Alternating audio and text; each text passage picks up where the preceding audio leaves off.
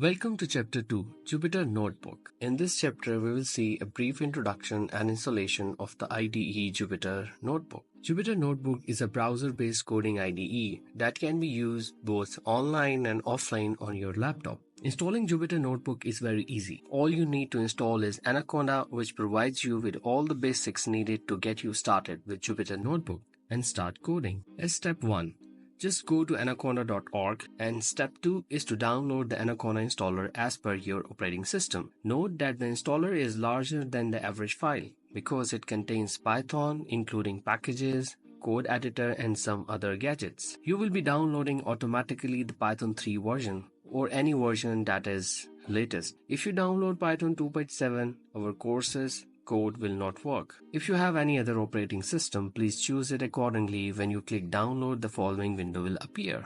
Run the downloaded file and keep doing next, and agree to install with the required configuration by selecting both the options for environmental variables and Anaconda as system Python. Once it is installed, go to your start application and see for Anaconda application. There are two primary ways to access the tools and open Jupyter Notebook as shown in this figure. The first one is for Windows only, to access the Anaconda folder from the start menu.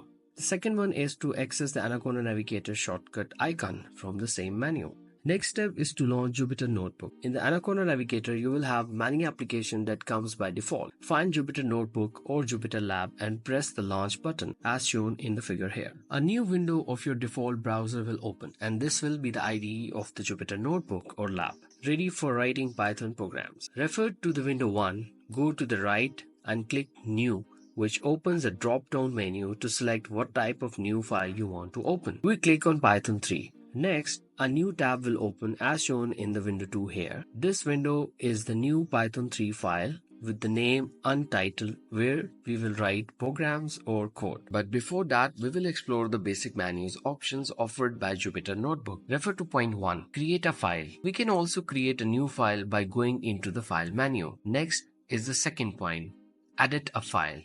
The code can be written in the cells shown here as rows. We have two equations here, x equals 3 and y equals x plus 4. To run this code, we go to the cell menu on the menu bar. When we click it, we have several options like run cells and select below, and so on. We can just select the run cells to run the code. Next, refer to the point 4 to save a file we created. We go to the file menus and it shows as multiple options like make a copy, save as, rename, and so on. Last but not the least, you can go to kernel menu to interrupt or restart the backend of the Jupyter Notebook if you are stuck with your program at any moment. Now we will see how we write markdown text or code in a cell. Refer to point 1, where we write text, as here we write instructions for tutorials. Now, as this is a text but not a code, we need to select the cell type as markdown shown in point 2 drop down menu. Once we have selected this option, we go to point 3 to run a cell. After the run, the result is shown in point 4, which is appearing just like a text box. Next, we will write a code in point 5, but this time we select cell type as code. We have written x equals 3 and then just x to see the value on output. Again, we will go to run the cell and the result is shown as 3. So this is how we start using different menus of Jupyter Notebook to write text, code, select cell type, and run cells accordingly. Thank you, and see you in the next chapter.